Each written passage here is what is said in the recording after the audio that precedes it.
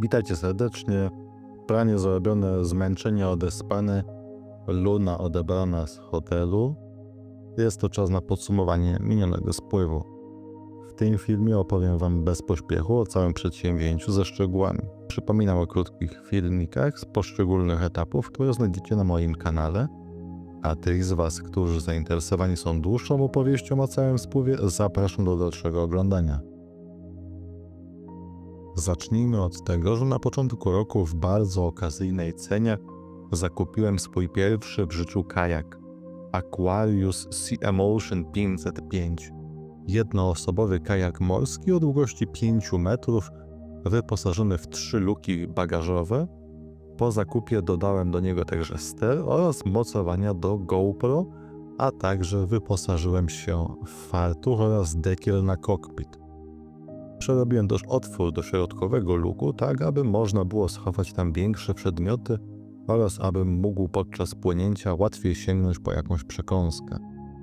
Kajak przetestowałem już wcześniej, pływając od stycznia do czerwca po Warcie pomiędzy Koninem a Poznaniem. Wyjeżdżając na spływ byłem pewny, że będzie mi się płynąć komfortowo. Waga tego kajaka to 25 kg. I gdyby był wykonany z włókna węglowego lub szklanego, ważyłby znacznie mniej, ale nie byłby już tak odporny na uszkodzenia mechaniczne. Ten kajak jestem w stanie samodzielnie wrzucić na bagażnik dachowy, a także przenieść go w pojedynkę, co dobrze współgra z ideą kajaka jednoosobowego. Jednak jak zaraz zobaczycie, zabrałem ze sobą pokaźną ilość bagażu, więc wózek transportowy okazał się nie tylko poręcznym gadżetem, ale jedną z najpotrzebniejszych rzeczy, jakie ze sobą wziąłem. Tylny luk za sprawą owalnego dużego dekla przeznaczyłem na przedmioty długie oraz nieforemne, np. krzesełko do siedzenia,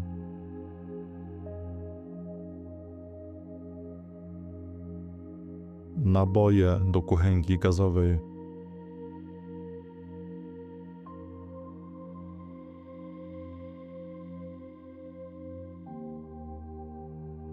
łotek do wbijania śledzi w twarde podłoże przydał się. Zapasowe śledzie, ponieważ do namiotu miałem tylko szpilki, śpiwór. I tego śpiwora szybko się pozbyłem, bo już po drugim etapie zamówiłem sobie ojca z normalnym, ciepłym śpiworem. Początkowo noce były dość chłodne. Tutaj widzicie kuchenkę razem z osłoną przeciwwiatrową. I w zasadzie mogę szczerze powiedzieć, że tą kuchenkę mogłem sobie podarować, bo przez całe te 2 tygodnie spływu skorzystałem z tej kuchenki chyba tylko 3 razy.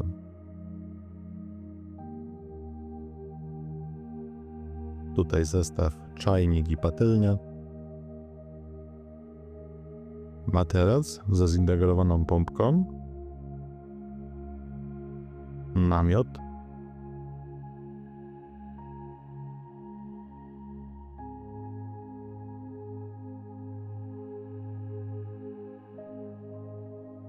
Linki do suszenia prania. Ręcznik szybko schnący.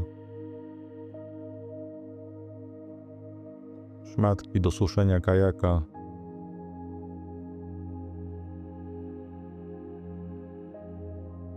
Trójnik do zasilania. Apteczka pierwszej pomocy.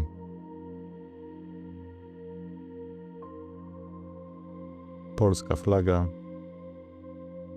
Środkowy luk przeznaczyłem sobie na kuchnię, rzeczy do jedzenia i muszę powiedzieć szczerze, że tego jedzenia zabrałem znacznie za dużo. Spokojnie można było robić po drodze zakupy, zapasy. To, co tutaj widzicie, jest grubą przesadą. Ja sobie uszykowałem 24 kg jedzenia do spakowania w tym kajaku, mając nadzieję, że skoro mam taki duży kajak, to sobie wszystko dobrze popakuję. I bardzo szybko przeszedłem do jedzenia tych moich zapasów, bo ta dodatkowa masa pomnożona przez przepłynięte kilometry dała mi się znacząco we znaki. Z drugiej strony zabrałem sobie rzeczy, które lubię jeść, które są smaczne, które wiedziałem, że ich nie dostanę po drodze, takie jak mleko bez laktozy pakowane w małe kartoniki półliterowe, czy granola z kawałkami czekolady, która miała dość dobre makro. I akurat granola aż tak dużo nie ważyła, natomiast te kartony z mlekiem, mogłem sobie to podarować. By być łaskawym dla mojego układu pokarmowego, kawę zastąpiłem napojami energetycznymi zawierającymi wysoką dawkę kofeiny, ale następnym razem z nich też bym zrezygnował i wziął ze sobą po prostu małe szoty kofeinowe, które wystarczy popić wodą. Przetestowałem przed wyjazdem koncepcję jajecznicy z tuńczykiem. Polecam, była dość smaczna. Wziąłem sobie zatem 3 małe puszki tuńczyka w oliwie z oliwek, do tego paczkę jajek. Niestety przygotowałem sobie wytłaczankę papierową. Następnym razem postawię na styropian, bo jednak papier szybko ciągnie wodę i wytłaczanka szybko zrobiła się wysoce plastyczna. Miałem trochę jedzenia przygotowanego na czarną godzinę w postaci zupki chińskiej. Miałem też wzięte kilka przetestowanych przekąsek, jak suchary beskidzkie, hałwa i tak. Suchary beskidzkie z suszoną wołowiną były bardzo fajne, smaczne, polecam.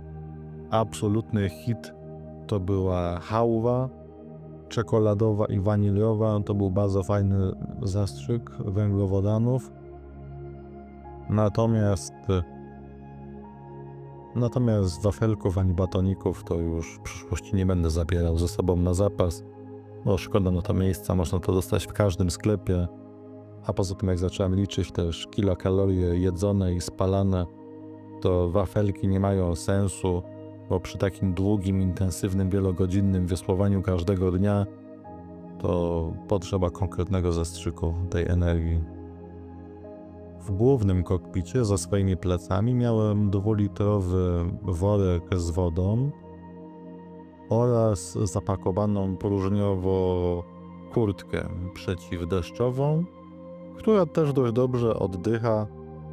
Miałem szczerą nadzieję, że ta kurtka będzie potrzebna tylko w sytuacjach awaryjnych, a jak widzieliście na krótkich filmach lub zaraz zobaczycie w dłuższej formie, przez pierwsze kilka dni w tej kurtce musiałem płynąć praktycznie cały czas ze względu na dość wysoki wiatr, przelotne opady i przede wszystkim nie chciałem się przeziębić już pierwszego czy drugiego dnia spływu, który miał trwać 2 tygodnie. Ponieważ butelki z izotonikami oraz z wodą miałem przypięte do tej gumy, którą widzicie na pierwszym planie, cały schowek mogłem przeznaczyć na słodycze oraz przekąski.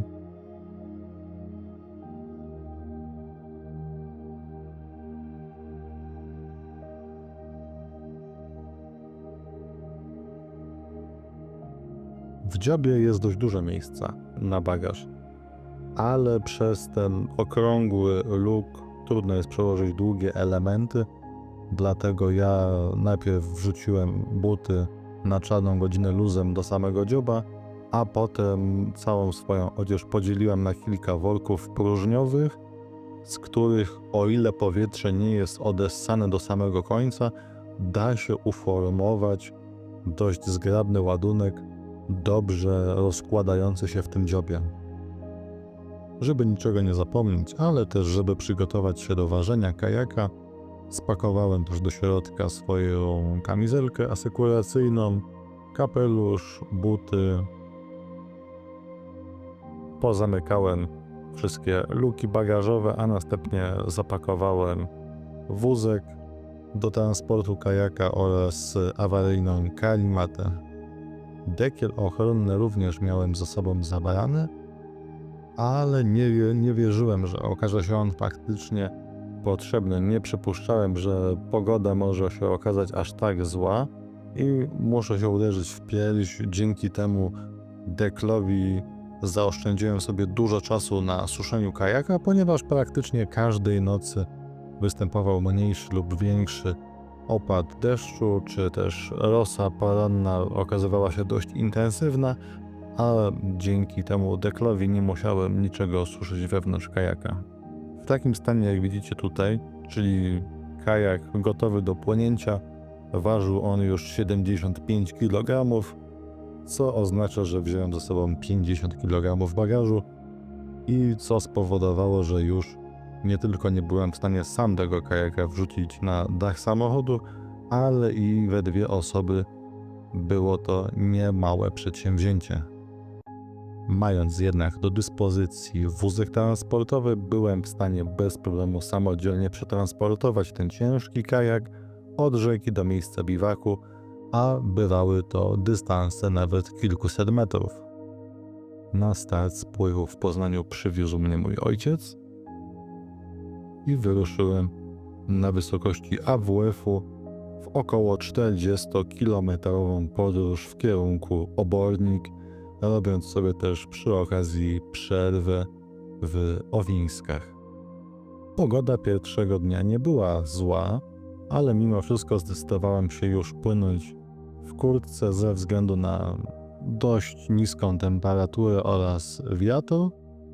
Sam ciężar kajaka natomiast na wodzie już sprawdziłem poprzedniego dnia, wykonując w ramach rozgrzewki krótki odcinek 3 km pomiędzy Rogalinkiem a Puszczykowem. W pierwszej chwili ciężar całego mojego bagażu nie dał mi jeszcze tak mocno we znaki, ale już pod koniec pierwszego dnia wiedziałem, że muszę inaczej rozłożyć balast pomiędzy rufą a dziobem. Na metę znajdującym się dokładnie na 205 km warty dopłynąłem w bardzo niesprzyjających okolicznościach natury z lekkim deszczem oraz bardzo silnym wiatrem. Wiatr wiał tak mocno, że miałem problem podpłynąć w dół rzeki. Następnie przeszedłem do już pierwszego oficjalnego rozbicia namiotu na polu biwakowym i właśnie tej pierwszej nocy zorientowałem się, że mój optymizm co do nocnych temperatur był bardzo przesadzony i poprosiłem, aby na metę kolejnego etapu ojciec podrzucił mi już śpiwór o normalnej temperaturze komfortu. Dzień drugi spływu to trasa z Obornik do Wronek z przystankiem w Obrzycku. Dzieląc to na dwa odcinki, pierwszy z Obornik do Obrzycka był dla mnie nowością, pokonywałem go dopiero drugi raz w życiu, natomiast drugi odcinek z Obrzycka do Wronek znam już całkiem dobrze z jesiennych edycji 4,5 roku w kajaku. Ten pierwszy fragment Oborniki Obrzycko mnie zachwycił. Szeroka, otwarta przestrzeń, praktycznie bez osłony ze strony drzew, skutkuje jednym: wiatr w twarz. Ciągły, uparty i skutecznie odbierający radość z rekreacyjnego wiosłowania. Momentami miałem wrażenie, że zamiast płynąć stoję w miejscu. Jeśli więc ktoś szuka wrażeń estetycznych i relaksu, ten odcinek warty zdecydowanie nie będzie moją rekomendacją. Nudno, przewiewnie i frustrująco. Na szczęście czekała mnie przerwa po Brzycku i tu znów Warta zapunktowała. Miasto oferuje świetną infrastrukturę. Pomost, wiaty, tojtoje, a w tojtojach papier toaletowy. To właśnie tam możecie zobaczyć na filmie moje ujęcia z odpoczynku i machanie nie do kamery, tylko do uczestników spływów, którzy mnie mijali. Dlaczego pomost jest taki ważny? Bo pozwala wyjść z kajaka suchą stopą. Pomost jest stabilny, można się do niego łatwo złapać, a to kluczowe, jeśli jak ja próbujesz uprawiać rekreację, a nie brać udziału w kajakowej wersji Ranmagedonu. Wyjście na brzeg w dziczy to najczęściej podmyty, stromy, śliski fragment, gdzie zanurzenie nogi oznacza nie chlub, tylko pełną penetrację mułu aż po łydkę. Potem trzeba jeszcze wdrapać się po trawie jak sarenka na lodowisku. Oczywiście da się, ale przypomnę, to jest mój urlop, a urlop z założenia ma być przyjemnością, a nie szkołą przetrwania.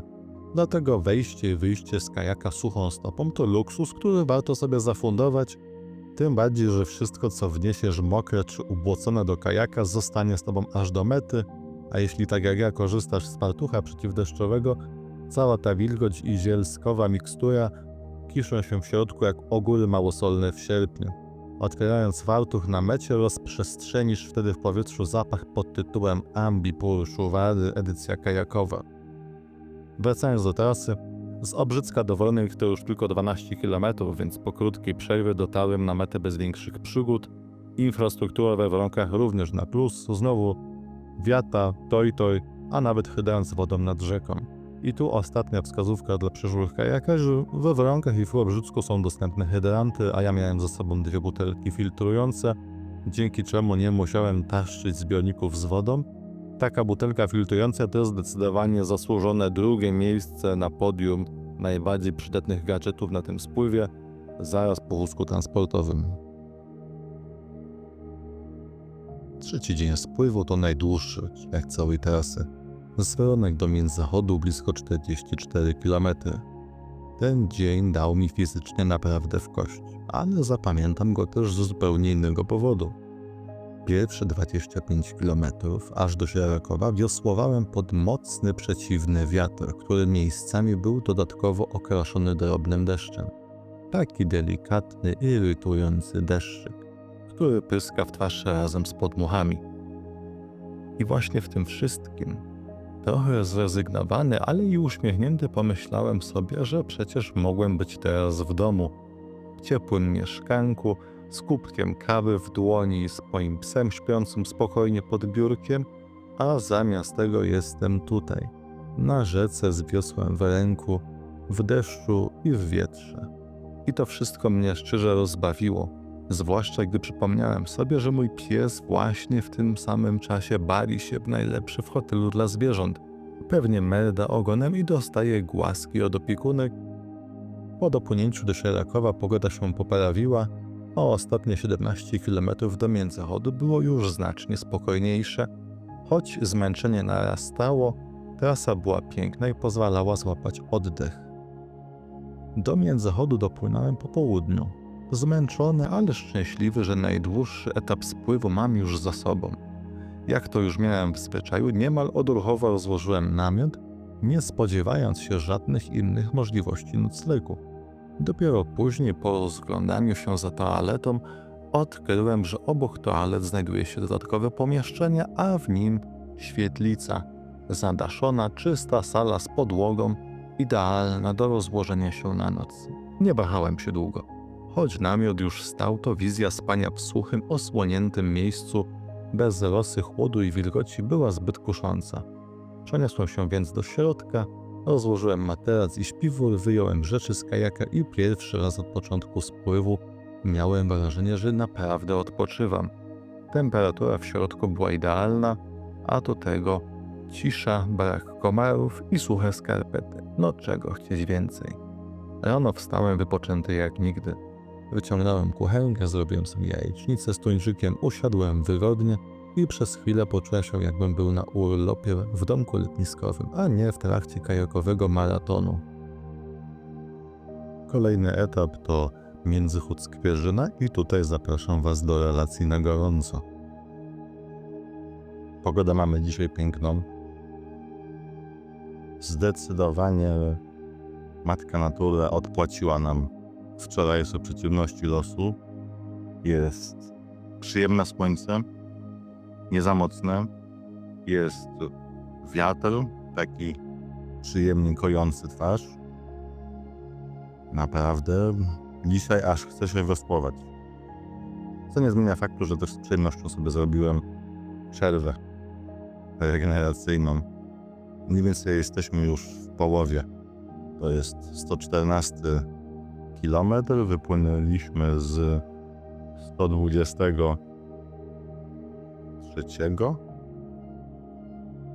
albo 7.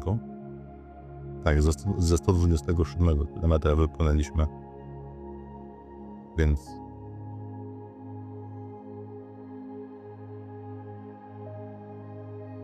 jakoś matematycznie to wychodzi, że 13 km już przepłynąłem,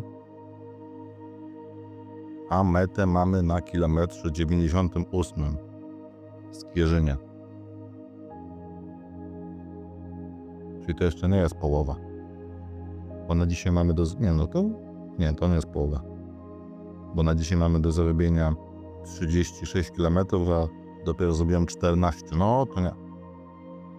Bo tutaj jeszcze trochę trzeba powiosłować. Także dopijam mój posiłek bananowy w płynie i słyszymy się później. Postaram się teraz odpowiedzieć na kilka pytań podsuniętych mi przez moich znajomych. Zacznijmy bez zbędnych ogródek od spraw fizjologicznych. Co zrobić, żeby nie musieć zatrzymywać się co chwilę? Odpowiedź jest prosta, choć nie zawsze wygodna. Rozsądna dieta. U mnie to na przykład mleko bez laktozy, lekkostrawne produkty i jedzenie w ilości, jaką organizm jest w stanie przetrawić i przekształcić w energię na bieżąco. Do tego płyny. Trzeba je regularnie uzupełniać, jasne. Lepiej się zatrzymać niż się odwodnić, ale ja zamiast pić butelkę wody co godzinę, wolę wziąć łyk izotonika co kilometr. A na walcie to działa świetnie, bo co kilometr są tablice z oznaczeniami, więc łatwiej pilnować rytmu picia niż rozkładać to naokoło w czasie. Pijąc samą wodę wypłukujemy minerały, dlatego ja miałem przy sobie oprócz wody do popijania żeli także 2 butelki napoju izotonicznego na każdy odcinek. No właśnie, żele energetyczne.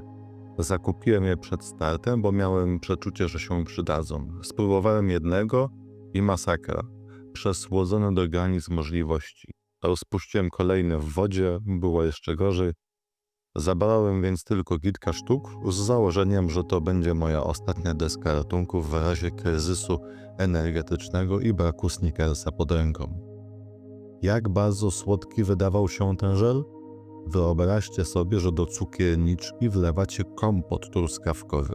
Mieszacie, a potem jecie łyżkę stołową tego cukru z dna, który nie dał rady się rozpuścić. I ten cukier ma posmak truskawki. No, właśnie tak to smakowało. Ale po kilku etapach coś się zmieniło. Te same żele, które wcześniej wydawały się nieznośne, nagle stały się idealnym paliwem. Nie tylko przestały mi przeszkadzać, wręcz czułem, jak wracają mi siły z każdą porcją. Następnym razem odpuszczam wszystkie suche wafelki, biorę żele, wodę i izotoniki. To po prostu działa. Choć nie będę ukrywał, chałwa waniliowa nadal zostaje w moim sercu, bo jej smak to wspomnienie dzieciństwa i czasów, kiedy byłem niewiele wyższy od kuchennego stołu. Jeśli już trzeba się zatrzymać, a czasem trzeba, to nie robię tego byle gdzie. O ile sytuacja nie wymaga natychmiastowej interwencji, staram się znaleźć takie miejsce na brzegu, gdzie faktycznie mogę wyjść z kajaka, rozprostować się, zjeść coś na spokojnie i załatwić inne sprawy. 56 km Walty, Brożu Wielkopolski. I dobra wiadomość jest taka, że przepłynęliśmy już 188 km i jest to połowa naszej wycieczki. Natomiast zła wiadomość jest taka, że to jest dopiero połowa tej wycieczki. Że jeszcze drugie tyle trzeba będzie uwiosłować, zanim zobaczymy Szczecin. Kolejne 2 dni bardzo spokojne, krótkie odcinki. W niedzielę przekraczamy granicę na Odrze i będziemy płynąć przez kilka dni przez Niemcy. Do ujścia Warty do Odry, a zarazem granicy polsko-niemieckiej na Odrze z Poznania jest 245 km. Im bliżej Odry byłem, tym bardziej koryto Warty się poszerzało. Jakby rzeka sama przygotowywała mnie na ten finałowy moment. Każdy kolejny spadający kilometr dodawał energii i podbijał motywację. Po wpłynięciu na Odrę zostały jeszcze około 2 km do pokonania, tyle że pod prąd. I chociaż te 2 km to przecież niewiele, to nurt był wyraźnie odczuwalny. Trzeba było się wykazać. Wiosło musiało pracować równo i mocno, jakby Odra chciała sprawdzić, czy naprawdę zasłużyliśmy na dotarcie do niej. Ktoś zadał mi pytanie, jak wyglądał twój typowy dzień podczas tego spływu. Otóż, pobudka o 6 rano, potem przygotowanie śniadania, pakowanie sprzętu biwakowego do kajaka, by około 8:30, 9:00 wypłynąć na wodę. Po 2-3 godzinach wiosłowania przerwa techniczna, potem kolejna 2-3 godziny wiosłowania i między 14 a 16 dopływałem na metę danego etapu. Tam szybkie rozbicie namiotu, rozwieszenie mokrych rzeczy, a przed obiadokolacją o 17 kąpiel, przekąska albo spacer do sklepu. O 17 obiadokolacja, a po niej trochę leżakowania i montowanie krótkich filmików dla tych, którzy śledzili mnie na bieżąco. O 20 wieczorne zebrania, przeglądy dnia i plan na kolejny odcinek. W międzyczasie jakaś mniejsza lub większa kolacja, bo mięśnie potrzebują budulca. Do 22 warto było już spać, by ciało miało szansę zregenerować się przed kolejnym dniem wysłowania. Co mnie zaskoczyło? Jak trudno jest zjeść aż tyle kalorii, białka i węglowodanów, by zrekompensować to, co się traci na wodzie. Godzina wiosłowania ciężkim kajakiem pod wiatr dla osoby mojej budowy to wydatek energetyczny nawet 700 kilokalorii, więc 5 godzin takiej aktywności to 3500 spalonych kilokalorii tylko na wodzie. A nawet w spokojne dni to minimum 300 kilokalorii na godzinę. Nie wierzycie? Liczyłem. Jedząc codziennie około 4000 kilokalorii, po 2 tygodniach i tak odnotowałem spadek wagi. Jesteśmy na polu w Hohenwutzen. Za nami przyjemne dość 30 km. Kajaki wyniesione, bo było trudne wyjście z wody. I teraz przechodzimy do rozbijania obozu. O godzinie 16 obiad. Godzina 17. Jestem już po obiedzie i po prysznicu. Na obiad był gulasz z ziemniakami i surówką modrą, do tego desery z budyniem waniliowo-czekoladowym. Natomiast prysznic w warunkach tutaj polowych to jest wąż z wodą i pistolet do podlewania roślin. Mamy za sobą już 295 km, czyli do końca zostało mniej więcej 80 km. Po niemieckiej stronie jest to miejscowość, tutaj gdzie jesteśmy, Hohenwutzen, natomiast po polskiej stronie sąsiadujemy z Osinowem Dolnym i to jest najbardziej wysunięty na zachód punkt Polski. Minęliśmy też po drodze 26 km temu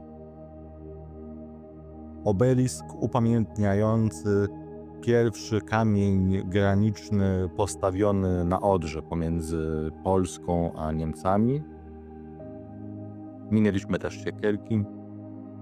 Jutro natomiast będziemy przypływali obok Cedyni, z tym, że Cedyni nie będzie widać z Odry. Dopływamy do Szwed.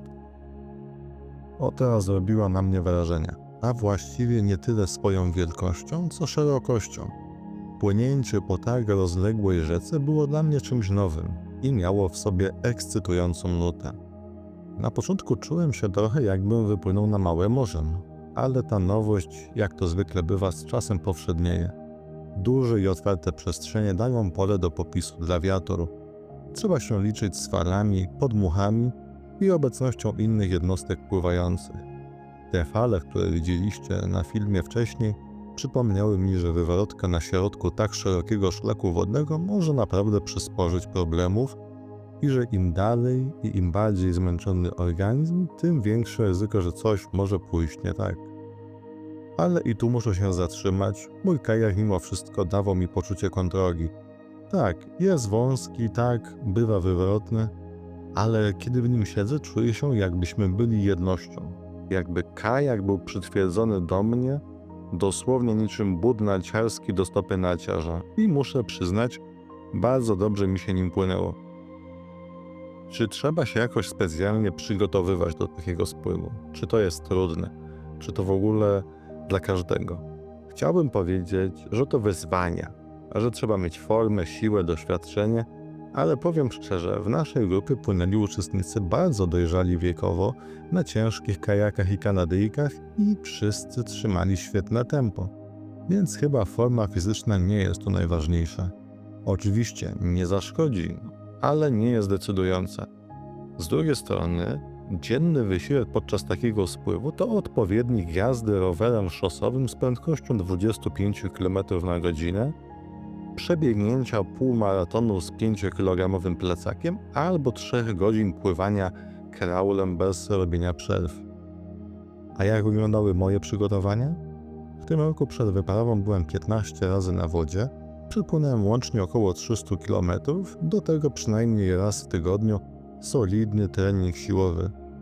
Nie jako wyczynowiec, ale z myślą o tym, by nie złamać się fizycznie i mentalnie w połowie drogi.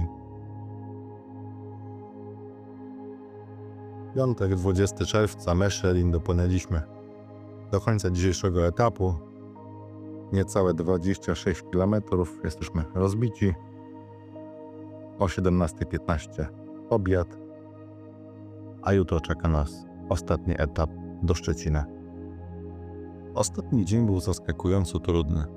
Choć kilometrów do przepłynięcia było niewiele, to świadomość, że to już koniec, budziła mieszane uczucia. Z jednej strony chciało się być już na mecie, wrócić do domu, po prostu odpocząć. Z drugiej, każdy z nas miał gdzieś z tyłu głowy myśl, że może warto byłoby jeszcze dorzucić kilka kilometrów, żeby zakończyć spływ równym, okrągłym wynikiem. Ale nie. Zatrzymaliśmy się na 390 km. 12 dni, średnio 32 km dziennie. Gdy dopływałem do Szczecina, czułem ogromną satysfakcję. Podołałem temu wyzwaniu nie tylko fizycznie, ale też mentalnie. Jednocześnie cieszyłem się, że to już koniec, że będę mógł spać do 7, wrócić do pracy i wreszcie odpocząć od tego urlopu. Jesteśmy w Szczecinie, nareszcie koniec. Marina Pogoń. Do Poznania wróciłem wieczorem. Zanim dopadł mnie sen, zdążyłem jeszcze na ostatnich resztkach sił, albo może i adrenaliny, rozpakować cały swój dobytek z kajaka, umyć go na myjni i przygotować do kolejnego spływu, który już 19 lipca przede mną. A resztę już znacie. Odebrałem Lunę z hotelu, a wieczorami powoli po kawałku składałem dla Was ten film. Bardzo Wam dziękuję, wszystkim, którzy mnie śledzili, wspierali i motywowali. Trzymajcie się ciepło i do zobaczenia i do usłyszenia.